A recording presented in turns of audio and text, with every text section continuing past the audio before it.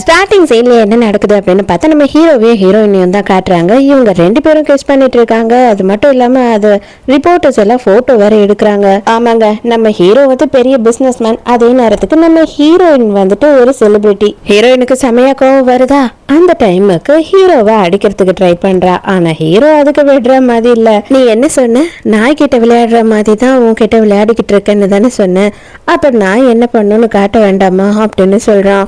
Hero மறுபடியும் ஹீரோயினை kiss பண்ண ஸ்டார்ட் பண்றா. ஹீரோயின் அப்பதான் ஒரு விஷயத்தையே யோசிக்கிறா. இன்னைக்கு எங்க 2 பேரோட என்கேஜ்மெண்ட்டை கேன்சல் பண்ணணுன்றதுக்காக தான் நான் இவனை பாக்குறதுக்கே வந்தேன் அப்படின்னு சொல்றா.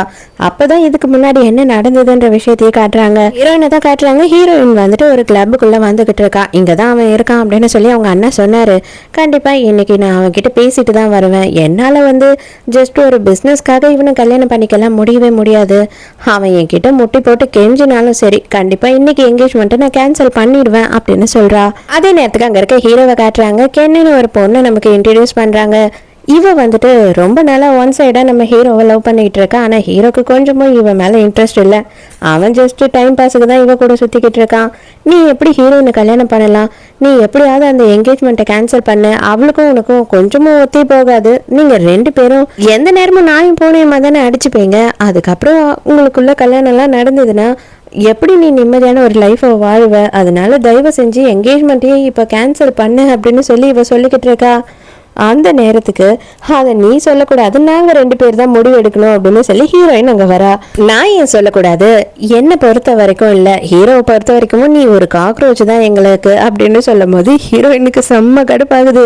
இருந்தாலும் சிரிச்சுக்கிட்டே, டே இது எல்லாத்துக்கும் நீ தாண்டா காரணம் அப்படின்னு சொல்லிட்டு கரெக்டா ஹீரோ உட்காந்துக்கிட்டு இருக்கான். போய் நடுவுலயே காலை வைக்கிறா.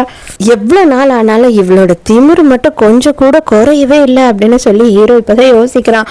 ஏன்னா இவங்க ஸ்கூல் டேஸ் ஒன்னா படிச்சவங்க தான். இது பார்ப்பா தம்பி, நீ ரொம்ப பெரிய பிளே பாயா இருக்கலாம், அப்படியே இருக்கிற எல்லா பொம்பளைங்களுக்கும் உன்னை ரொம்ப பிடிக்கலாம், உன் பின்னாடி நாயா பேயா சுத்தலாம். ஆனா அதுக்கான ஆள் நான் கிடையாது. எனக்கு கொஞ்சம் கூட உன் மேல இன்ட்ரெஸ்டே இல்லை, உன்னை கல்யாணம் பண்ணிக்கிறதுலயும் எனக்கு இன்ட்ரெஸ்ட் இல்லை. அதனால நீயுமே சரி, என்ன உனக்கு பிடிக்காதுன்னு நல்லாவே தெரியும். 2 பேரும் சேர்ந்து இந்த கல்யாணத்தை நிறுத்திடுவோம், அதுதான் உனக்கும் நல்லது எனக்கும் நல்லது அப்படின்னு சொல்லி ஹீரோயின் சொல்றா.